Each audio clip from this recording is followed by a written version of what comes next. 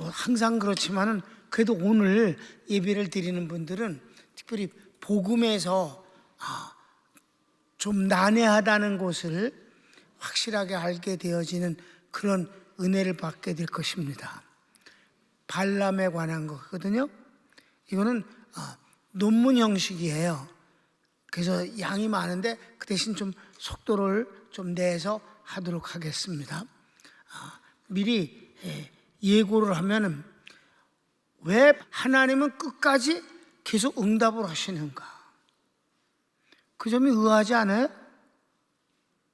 여러분, 나는 옛날에 성경 열심히 볼 때 이 민수기서 22장부터 25장까지를 거기만 따로 수도 없이 읽었어요. 거기를 읽어보면요, 발람이 잘못한 게 한 가지도 발견할 수가 없어요. 실제 그렇습니다. 여기서도 나와요. 발락이 발람에게 많은 것을 후대하면서 한마디라도 좀 제발 저주해달라. 낭중엔 뭐라 그랬어요? 저주도 하지 말고 축복도 하지 말아라, 이스라엘을. 하도 축복을 하니까. 그러고서 낭중엔 사이 안 좋아가고 갈라서 헤어진다니까. 그러고 발람은 사라지고 안 나타나요. 그런데 왜 신약 성경에서 그렇게 욕을 할까? 그런 점이지. 그거는 전체를 쭉 봐야 알아요. 오늘 그거 알려드릴게요. 그러니까 지금 바쁘다면서 왜 이렇게 앞에 서론 이게 있어야 본론을 할 때 이해가 된다니까. 이게 문제를 먼저 제시해야 여러분들이 그걸 머리에 담고 이걸 풀어가는 과정이 이해가 확실하게 되기 때문이에요. 아니면 그때 또 해야 돼, 얘기를. 자, 성령의 은사에 관해서 하는데 우리가 일곱째 은사 영분별인데 교회 안에가 있고 교회 밖에가 있어요. 교회 안에는 이단을 받아들이는 것에 대해서 주님은 너무 싫어하신다. 그게 일곱 교회에서 나타난 얘기 아니겠습니까? 그건 이미 공부했어요, 지난 시간에. 그럼 교회 안에 있는 이단에 관한 것을 이미 했고, 그 다음에 또 뭐가 있느냐 했을 때 한 사람, 특별히 지도자의 위선이 보통 문제가 아니다. 지도자가, 발람은 위선자니까 지도자가 위선을 하면 교회 전체가 그냥 그 물에 다 젖어버려요. 이게 침몰된다고. 한 사람의 지도자가 잘못되면 그렇게 돼요. 여러분, 발람 때문에 이스라엘이 전부 범죄해서 연병으로 하나님의 벌로 24,000명이 죽어버렸잖아요. 한 사람 지도자 비느하스에 의해서 이 문제가 해결이 됐습니다마는 이 위선자, 정말 아주 끔찍한 위선자의 이 행태는 교회를 망쳐버리기 때문에 이게 영분별 은사다. 영분별은 뭐 하는 거예요? 성령에게 속했느냐 마귀에게 속했느냐를 구분하는 게 영분별이라고 지난 시간에 했어요. 그죠? 그러니까 성령에 속해 있어야만 되는 거죠. 자, 그런 면에서 대표적인 이 발람 위선자를 오늘 보겠습니다. 자, 첫째, 거짓 선지자 발람에 대한 영분별은 귀합니다. 아주 귀합니다. 첫째, 발람은 누구인가요? 발람은 어떤 놈이냐 이 말이에요. 그러면 선지자가 아니, 하나님이 부른 적이 없어요. 선지자인 척하는 술객이에요. 그러니까 무당과 같은 존재지.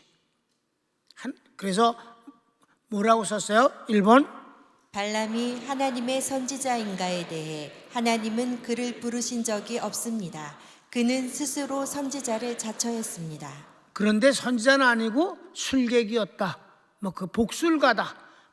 그러니까 복을 빌어도 주고 저주도 하고 뭐 이렇게 하는 그 요청을 받은 것을 그대로 해주는 그런 놈이었다 이 말입니다. 자, 2번은 발람이 성경에 처음 나타난 것은 모압 왕 발락이 스스로 공연히 이스라엘을 두려워하여 복술로 이스라엘을 저주하여 망하게 하려고 복술로 유명한 메소포타미아 지방 부돌에 있는 발람을 초청하는데 거리가 644km입니다. 여러분, 그때 당시 20일을 걸어가야만 도착하는 곳이에요.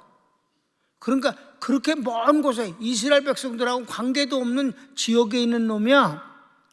그놈이 그래도 그렇게 멀리까지, 미디안까지, 이 발락에까지도 유명한 점쟁이였다 이 말이에요. 복술가였어. 그러니까 거길 가서 초청을 해와서 이스라엘 저주할 목적으로 그를 초청하는 거 아니겠습니까? 어마어마한 선물을 가지고. 그러니까 644km다. 이걸 일부러 쓴 게 그렇게 먼 데까지 소문이 났을 뿐만 아니라 그렇게 먼 데 있는 놈을 데려오려고 했다 이 말이지요. 그러니까 그는 하나님의 선지자는 아니었다. 그래요. 그래서 3번 발락이 발람에게 이스라엘을 저주해달라고 요청하며 선물을 줍니다. 그래요. 그래서 성경을 읽읍시다. 22장 7절 8절. 모압 장로들과 미디안 장로들이 손에 복술의 예물을 가지고 떠나 발람에게 이르러 발락의 말로 그에게 고하매 발람이 그들에게 이르되 이 밤에 여기서 유숙하라. 여호와께서 내게 이르시는 대로 너희에게 대답하리라. 모압 귀족들이 발람에게서 유하니라. 네. 기다렸어요. 발람이 이스라엘을 저주해달라고 그러니까 이스라엘의 하나님이 계시지 않느냐 이 말이야. 그러니까 내가 그 이스라엘의 신에게 한번 물어보겠다 이렇게 하는 거죠. 그래서 둘째, 하나님께서 발람과 대화하심은 어떻게 이해해야 하나요? 여러분은 어떨지 모르지만 난 이해가 안 됐어 도대체가. 하나님이 모르시면 몰라. 하나님이시잖아. 모든 걸 다 아시잖아. 아니 누구까지도 알았어. 나귀 새끼도 알았잖아. 그런데 하나님이 모를 리가 있겠어요? 그런데 왜 하나님은 얘를 끝까지 상대를 하시느냐? 이게 너무 궁금하고 이상스러웠었어요. 여러분은 그런 생각을 했는지 안 했는지 잘 모르겠어. 지금이라도 해 빨리. 그래서 1번 하나님께서 발람에게 임하십니다. 그래서 임하신 거예요. 그가 찾은 게 아니에요. 하나님이 발람에게 임하신 거예요. 하나님이 찾아오신 것입니다. 아멘. 9절 읽어. 임하신 거 시작. 하나님이 발람에게 임하여 가라사대 너와 함께한 이 사람들이 누구냐? 그렇게 이 발락에서 온 사람들을 물어보는 거, 몰라서 물으셨겠냐고. 그들이 왜 왔니? 그 말씀이지. 그렇죠? 그래서 2번 이스라엘의 모세와 백성들은 발락의 계획을 모르는 상태에서 일이 진행되므로 하나님께서 개입하십니다. 네. 이런 발락의 일과 같은 일을 은밀하게 하는 일을 이스라엘 쪽에서는 아무도 모르고 있다 이 말이에요. 그런데 지금 이제 발람이 발락에 가려고 그러니까 하나님이 개입을 하신 거예요. 하나님은 하나님의 뜻을 분명히 전하고자 하는 것입니다. 아멘. 그래서 3번 하나님은 이런 분입니다. 발람이 여호와께 고하니 하나님께서 발람에게 너는 그들과 함께 가지도 말고 이스라엘을 저주하지도 말라. 이스라엘은 복을 받는 자들이다 하십니다. 이게 하나님이 처음부터 끝까지 똑같은 마음을 갖고 말씀하시는 거예요. 하나님은 변함이 없는 분이에요. 하나님이 발람이 요랬다 저랬다 하지 하나님은 계속해서 하나님의 자리를 지키셔야 하나님이 되시는 겁니다. 그러니까 하나님이 발람에게 뭐래? 가지 말라, 저주하지 말라. 그들은 내 축복된 백성이다. 이게 처음부터 끝까지 한결같은 것이 하나님의 마음입니다. 가지 말랬으면 가지 말아야지. 가잖아. 자, 그래서 성경을 볼까? 발람이 하나님께 고하되 모압 왕 십볼의 아들 발락이 내게 보낸 자라 이르기를 보라 애굽에서 나온 민족이 있어 지면에 덮였으니 이제 와서 나를 위하여 그들을 저주하라. 내가 혹 그들을 쳐서 몰아낼 수 있으리라 하나이다. 하나님이 발람에게 이르시되 너는 그들과 함께 가지도 말고 그 백성을 저주하지도 말라. 그들은 복을 받은 자니라. 아멘. 그랬어요. 4번. 발락이 2차로 더 많은 선물과 존귀케 해주리라는 약속을 하며 이스라엘을 저주해달라고 합니다. 자, 15절, 17절. 발락이 다시 그들보다 더 높은 귀족들을 더 많이 보내매 그들이 발람에게로 나아가서 그에게 이르되 십볼의 아들 발락의 말씀에 청컨대 아무 것에도 거리끼지 말고 내게로 오라. 내가 그대를 높여 크게 존귀케 하고 그대가 내게 말하는 것은 무엇이든지 시행하리니 청컨대 와서 나를 위하여 이 백성을 저주하라 하시더이다. 그렇게 했어요. 그랬는데 그랬더니 뭐라고 그래 발람이? 발람이 하나님께 물어보겠다고 합니다. 이게 위선자란 말이에요. 하나님은 이미 응답하셨어? 가지 말라? 저주하지 말라? 그들은 내 백성이다? 그 끝인데 뭘 또 물어보겠다는 거야? 뭘 물어보겠다는 거? 위선자들이 세상에 너무 많으니까 이런 말 하면 안 되잖아. 난 안 간다 그래야지. 하나님 가지 말라고 그러셨어. 저주하지 말라고 그러셨어. 나 안 가. 이게 정상이지. 그랬습니다. 그래서 성경을 읽을까? 발람이 발락의 신하들에게 대답하여 가로되 발락이 그 집에 은 금을 가득히 채워서 내게 줄지라도 내가 능히 여호와 내 하나님의 말씀을 어기어 덜하거나 더하지 못하겠노라. 그런즉 이제 너희도 이 밤에 여기서 유하라. 여호와께서 내게 무슨 말씀을 더하실는지 알아보리라. 뭐하러 더하는데 하나님은 이미 말씀하셨어. 아멘. 어디에든지 있단 말이야.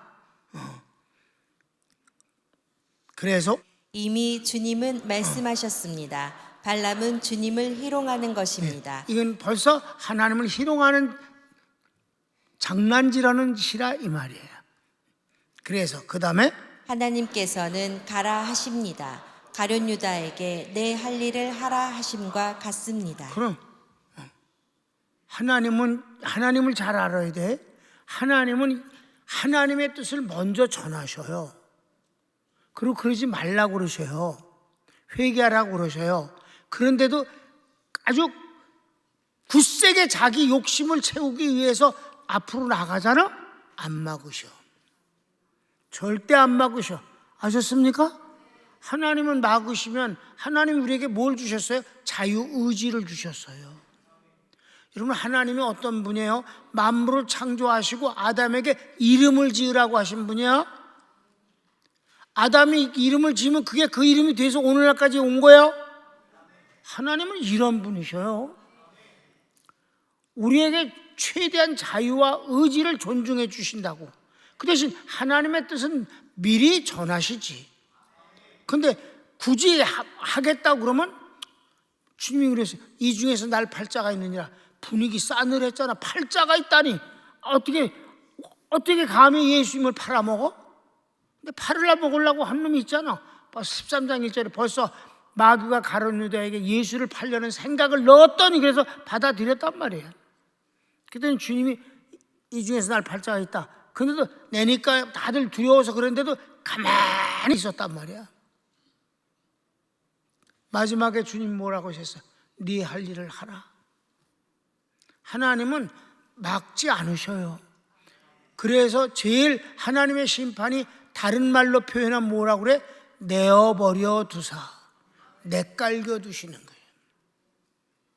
주님이 챙겨나시는 자체가 축복이고 꾸짖으시는 것이 축복이며 권면해 주시는 것이 축복입니다. 내깔겨 두는 것은 무서운 일입니다. 그래서 측량도 하지 말아라. 불신자들의 세계는 주님의 백성들은 측량하라. 아무도 손 못 대게 하라. 요한계시록 우리 공부했잖아요. 입니다. 그렇습니다. 그랬어요. 그래서 이미 다 봤어.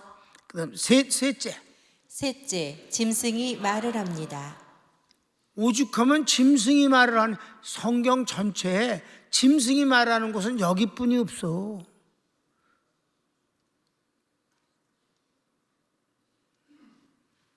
자, 1번. 발람이 가는 길에 천사가 칼을 들고 길을 막았으며 나귀가 발람을 꾸짖습니다. 아주 긴데 좀 그래도 참고 읽을까? 21절부터 시작.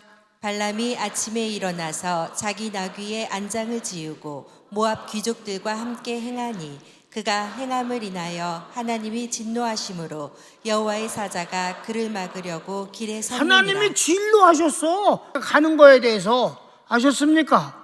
그래도 뭐라고 해서 가라 그러셨어 먼저. 그럼 아닙니다. 하나님 제가 잘못했어요. 가라고 이미 가지 말라고 하시지 않았습니까? 근데 제 마음속을 주님이 아시고 네가 그렇게 하고 싶으면 가라. 그렇게 돈이 좀 가라. 그러신 것 같으니까 나 안 가겠습니다. 이래야 되는데 이게 가니까 하나님이 크게 진노하셨다. 그 천사가 칼을 들고 베어 죽이려고 그랬는데 눈이 멀어가고 돈에 환장하고 안 보이는데 막 나귀는 또 눈에 보여. 또 천사가 칼 보고 막 나귀가 무서워서 막 이러고 피하고 막 그러다 이 발람이 타고 있는데 그 발을 옆에 발을 벽에다 들이 비볐더니 여기 까졌잖아. 그 이 미쳤나 이놈의 나귀가 왜 갑자기 이러냐 막 두드려 패니까 하나님이 나귀에게 입을 열어주셨어요. 하나님이 왜 때리니? 그랬다 이 말이야. 자, 계속 읽읍시다. 시작. 발람은 자기 나귀를 타고 그 두 종은 그와 함께 있더니 나귀가 여호와의 사자가 칼을 빼어 손에 들고 길에 선 것을 보고 길에서 떠나 밭으로 들어간지라. 발람이 나귀를 길로 돌이키려고 채찍질하니 여호와의 사자는 포도원 사이 좁은 길에 섰고 좌우에는 담이 있더라. 나귀가 여호와의 사자를 보고 몸을 담에 대고 발람의 발을 그 담에 비비어 상하게 하매 발람이 다시 채찍질하니 여호와의 사자가 더 나아가서 좌우로 피할 데 없는 좁은 곳에 선지라. 나귀가 여호와의 사자를 보고 발람의 밑에 엎드리니 발람이 노하여 자기 지팡이로 나귀를 때리는지라. 여호와께서 나귀 입을 여시니 발람에게 이르되 내가 내게 무엇을 하였기에 나를 이같이 3번을 때리느뇨. 발람이 나귀에게 말하되 내가 나를 거역하는 영혼이 내 손에 칼이 있었다면 곧 너를 죽였으리라. 나귀가 발람에게 이르되 나는 내가 오늘까지 내 일생에 타는 나귀가 아니냐. 내가 언제든지 내게 이같이 하는 행습이 있더냐. 가로되 없었느니라. 그래서 난 발람도 웃겨. 나귀하고 또 얘기를 해 이렇게.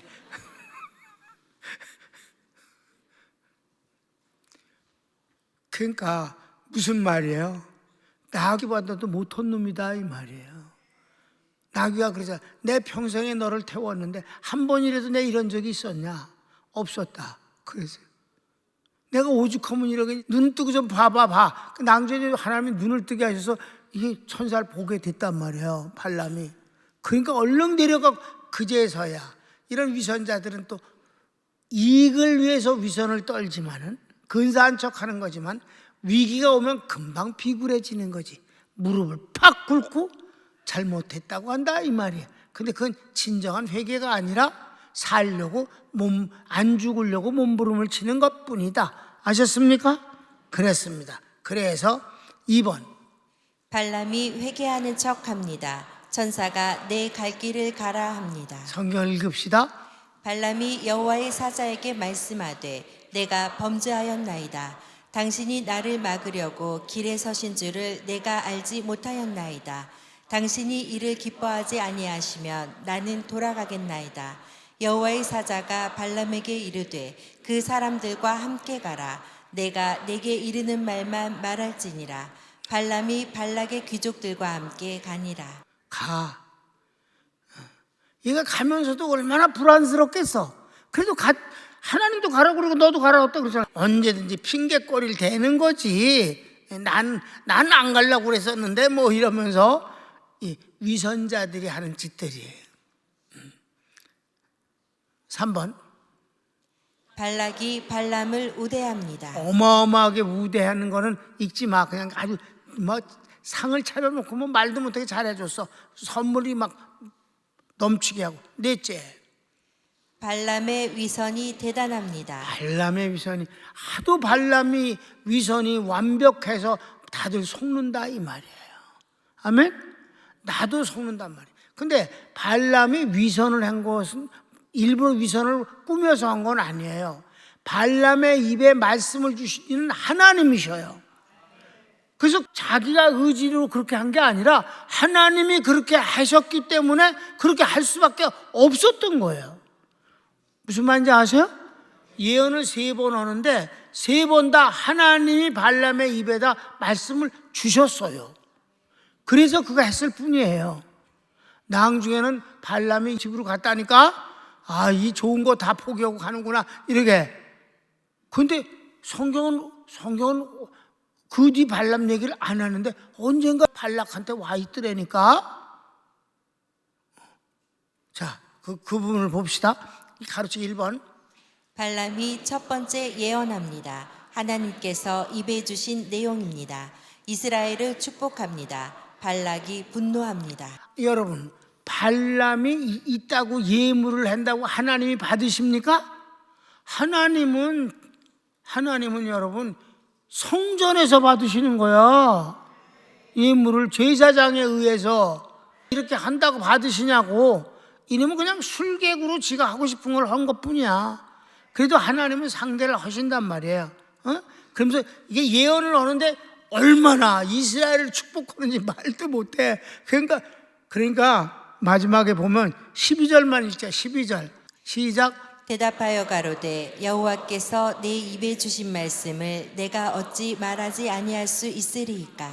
그 전에 발락이 막 너 왜 이렇게 모셔와갖고 이렇게 후대를 하는데 이스라엘을 저주해달라는데 어떻게 저주커녕 축복만 드립다 그러냐. 그러니까 뭐래서 나 어쩔 수가 없어. 하나님이 내 입에 주장하시니까 그럴 수밖에 없었어 라고 하다 이 말이에요. 여기서 하나님이 아주 강력하게 이 술객의 입을 쥐어 틀어서 하나님이 원하시는 예언을 하게 하신 것임을 아시기 바랍니다. 발람이 하면 발람은 아주 신실한 사람이거나 최고의 위선의 기술자지.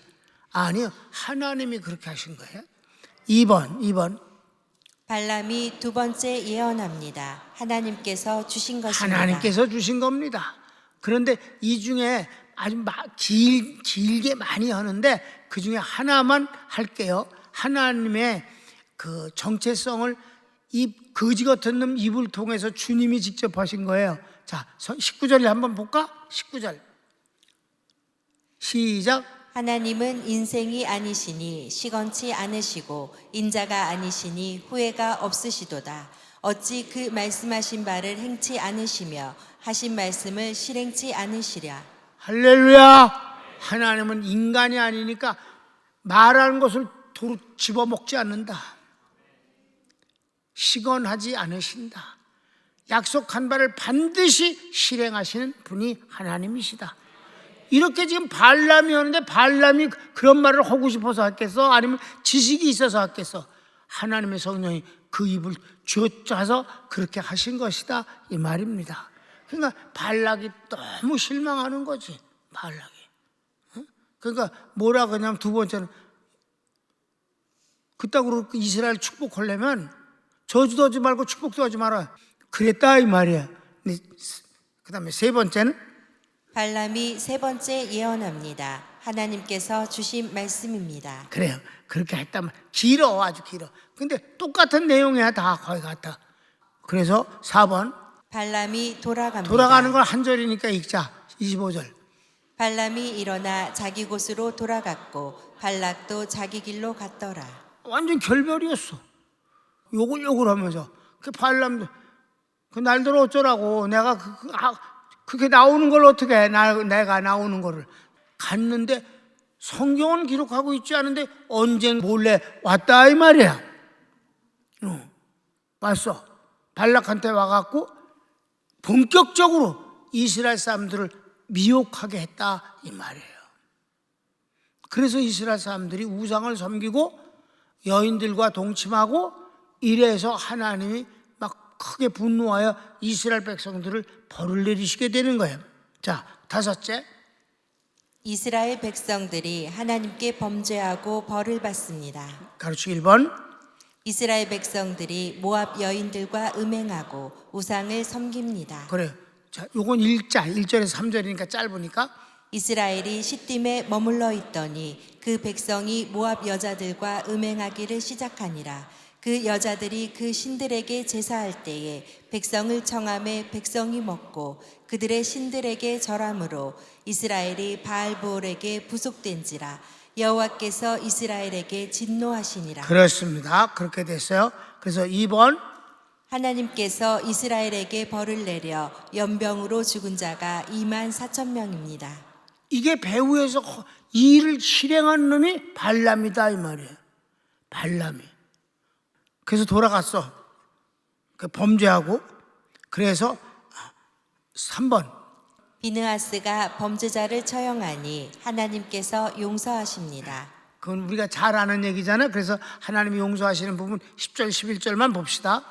여호와께서 모세에게 일러 가라사대 제사장 아론의 손자 엘르아살의 아들 비느하스가 나의 질투심으로 질투하여 이스라엘 자손 중에서 나의 노를 돌이켜서 나의 질투심으로 그들을 진멸하지 않게 하였도다. 그래서 용서를 하신 거예요. 주님 편에 선 비느하스. 그래서 비느하스 주님과 한편 된 사이에 비느하스를 할 때 비느하스 얘기는 짧아요. 거리가 없어. 근데 비느하스는 나중에 한 일이 너무 많은데 그게 성경에 기록되질 않아요. 비느하스가 한 일과 사도 요한이 한 일이 거의 같습니다. 그 얘기는 뭐 나중에 또 기회 있으면 하고, 하여튼 지금 발람 얘기를 하는 거니까 그렇게 해서 하나님이 용서는 해 주셨는데 그 여기서 이제 마무리가 됐는데 그 뒤 하나님이 이 모압 미디안과 전쟁을 하라고 하시는 거예요. 옛날에 그 잘못한 것을 원수를 갚아라 이렇게 하시는 거예요. 6번째 여섯째, 발람의 최후는 어떻게 됐을까요? 사실 그 내용이 많고 그래서 성경도 못 읽고 막 팍팍팍 그냥 제목만 읽고 지나갔잖아, 그지? 그래도 이것은 오늘 공부한 거는 일종의 논문입니다. 그래서 1번 광야 생활 마지막에 미디안과 전쟁이 있습니다. 하나님이 일으키신 전쟁이에요. 이거 하나님이 24,000명이나 죽이신 거에 대해서 아주 속상해 하셔요. 그래서 이것들 가만두면 안 된다는 거예요. 그래서 이 전쟁은요, 모압과 이 미디안은 같은 말이에요. 이 남자가 단 한 명도 살지 못하고 다 죽습니다, 전장에서. 그런데 이스라엘 군인은 한 명도 죽지 않습니다. 이게 아주 특이한 전쟁이에요. 이겨도 이쪽도 죽을 수 있거든. 근데 하나님이 일으킨 전쟁이라 한 명도 안 죽고 저쪽은 몰살당하고, 마치 주님이 재림하실 때 있었던 일과 같아. 자, 봅시다. 민수기서. 여호와께서 모세에게 일러 가라사대 이스라엘 자손의 원수를 미디안에게 갚으라. 그 후에 내가 네 조상에게로 돌아가리라. 그래요. 모세가 죽기 전에 마지막 한 일이 이 전쟁입니다. 이 전쟁을 끝내고 승리를 확인하고 죽었어요. 하나님이 모세에게 주신 선물입니다. 모세는 이 발람의 사건에 대해서 몰랐었어요. 그냥 모르는 이스라엘 백성들이 막 연병 걸려서 막 죽으니까 너무 속상해하고 가슴 아파하고 이거 어떻게 된 겁니까? 하나님 앞에 몸부림을 쳤는데 알고 보니까 발람이라는 새끼게 아주 이 더러운 놈의 작업이었다 이 말이에요. 그러니까 하나님이 야, 원수를 갚아라. 너 죽기 전에 너 속상했던 그걸 완전히 갚아라. 여러분, 하나님이 이런 분이셔요. 그러니까 우리가 어떻게 돼? 나라고 뭐 모든 것이 다 그렇습니다. 개인의 삶도 그렇고 내가 하나님 편에 서고 하나님에게만 붙어 있으면 되는 겁니다. 많은 방법을 생각할 게 없어. 잔대가리 굴릴 게 없어. 상황이 이러니까 여기가 유리할까 이럴까 이런 짓거리 할 것 없이 하나님 편에 붙어 있으면 된다. 그런 거예요. 그래서 전쟁이 일어나는데 2번 이 전쟁에 발람이 참전하였고 그도 칼에 죽습니다. 언제 와서 여기 같이 발락하고 같이 참전한 거예요, 전쟁을. 그러니까 헤어졌다가 그 뒤에 무슨 어떻게 해서 사람을 보내서 다시 왔는지 몰라도 아니면 지가 그 먼 거리를 또 기어왔는지는 몰라도, 아니면 가는 척하다가 안 갔는지 몰라도 아무튼 이게 붙어 있었어. 그리고 여러분, 하나님의 선지자면 하나님 백성과 전쟁을 하겠어? 그러니까 그건 선지자가 아니라 술객이었다. 마귀에게 속한 자였다. 아멘. 가장 하나님의 선지자인 척 했지만 맨 마지막에 제일 그의 정체를 드러났잖아. 하나님의 백성하고 전쟁을 했다는 거야. 칼을 빼들고. 그리고 죽었다는 거야. 자, 성경을 읽어볼까요? 그들이 여호와께서 모세에게 명하신 대로 미디안을 쳐서 그 남자를 다 죽였고 그 죽인 자 외에 미디안의 5 왕을 죽였으니 미디안의 왕들은 에위와 레겜과 수루와 후루와 레바이며 또 부올의 아들 발람을 칼로 죽였더라. 여기 와 있네. 발람도 칼로 죽였다.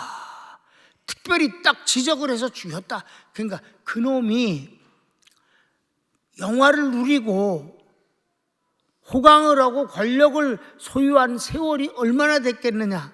1년이 안 됐음을 아시기 바랍니다.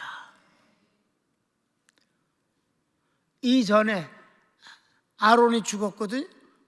그 일 끝난 뒤에 아론이 죽었어요. 비느하스 사건 이후에. 그러니까 그게 아론하고 이 모세는 같은 해에 죽었어요. 그러니까 이 발람놈이 아무리 누려봤자 1년 정도다. 그리고 비참하게 죽었다는 거예요. 여러분, 세상에 하나님 없는 세계에서 성공이라느니 뭐 이런 거 말하지 말아야지. 정말입니다. 여러분과 내가 진짜 똑똑한 그 사람이야. 여러분 똑똑하다고 생각해 스스로. 이게 진짜라니까. 하나님 앞에 붙어있는 사람이 똑똑한 사람이야. 진짜야. 네. 그래서 그렇게 망했어. 그래서 죽었는데 그 뒤 세월이 많이 흘러갔고 신약 성경이 기록되어 있는데 신약 성경에서는 발람을 어떻게 표현하고 있는가? 3번. 신약 성경에서 발람을 3대 악인으로 규정합니다. 성경 수많은 인물이 나오는데 악한 놈들도 많은데 그 중에서도 악한 놈 중에 최고 악한 놈 3놈 중에 들어있더라 이 말이에요. 2놈은요 확실하게 드러나는 거예요. 전부. 왜? 동생 가인을 돌로 때려 죽인 건 금방 드러났잖아. 여러분, 광야의 생활 시작하실 때 반란 사건이 일어났잖아. 금방 드러나서 용암에 다 빠져 죽었잖아. 근데 한 놈은 요 놈이 긴지 아닌지 사람 환장하게 하는 놈이 발람이더라 이 말이에요. 그래서 성경 읽어봅시다. 저희가 바른 길을 떠나 미혹하여 부올의 아들 발람의 길을 쫓는도다. 그는 불의의 삭슬 사랑하다가 자기의 불법을 인하여 책망을 받되 말 못하는 나귀가 사람의 소리로 말하여 이 선지자의 미친 것을 금지하였느니라. 그렇습니다. 간단해서 불의의 돈을 사랑하다가 그렇게 됐대. 불의의 돈, 하나님을 대적하는 자의 뇌물을 받아 먹는 것을 껄떡거리다가 죽었다는 거예요. 3대 악인 중에 하나다. 한 군데를 더 봅시다. 화 있을진저 이 사람들이여 가인의 길에 행하였으며 삭슬 위하여 발람의 어그러진 길로 몰려갔으며 고라의 패역을 좇아 멸망을 받았도다. 아멘. 3대 악인 중에 하나의 주인공이 되었다. 그러니까 여러분, 얼뜻 보면 죄를 찾아낼 수가 없어. 발람은 박쥐 같은 인간이에요. 그러기 때문에 더 많은 사람들이 속는 거예요. 여러분, 진짜 종교 지도자들이 예수님 당시 때 종교 지도자들 가운데서 몇 사람만 구원 얻었습니다. 나머지는 다 지옥 자식이라고 주님이 말씀하셨어요. 그들이 얼마나 옷을 근사하게 입고 목소리를 가다듬으면서 품위를 지키고 위험을 떨치면서 돌아다녔었어요. 하나님을 대적하면서 가장 하나님을 잘 섬기는 척하면서 하나님이 가장 싫어하는 게 거짓말. 두 번째가 위선. 화 있을진저 외식하는 자 바리새인과 서기관들이여. 주님의 말씀입니다. 대한민국 실수 괜찮아. 성도들 실수하는 사람이 없어. 다 부족해. 그러나 외식은 안 돼. 외식은 사람들을 근사하게 속이는 기술이 있잖아. 따라오게까지 하잖아.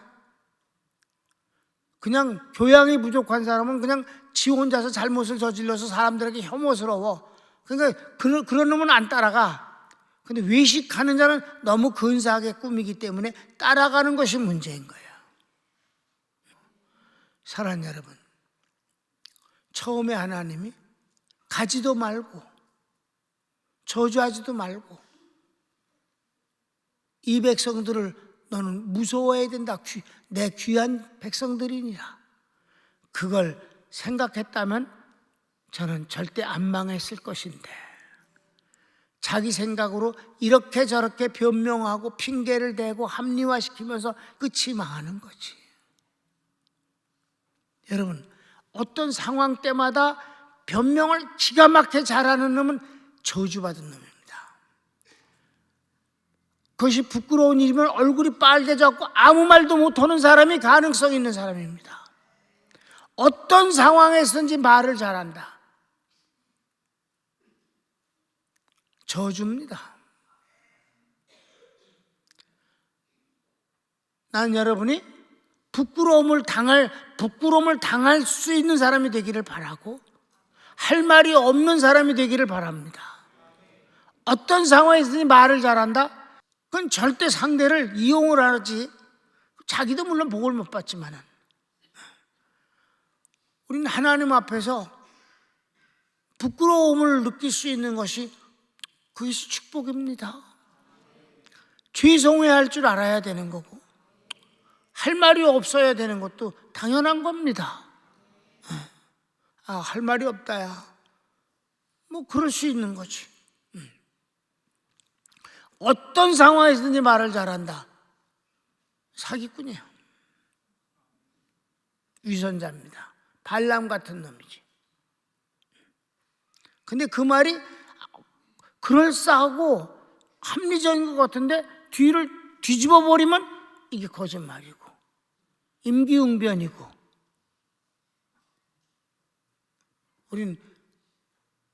우린 잘못을 깨달아야 하나님 앞에 회개를 합니다. 손을 모으세요.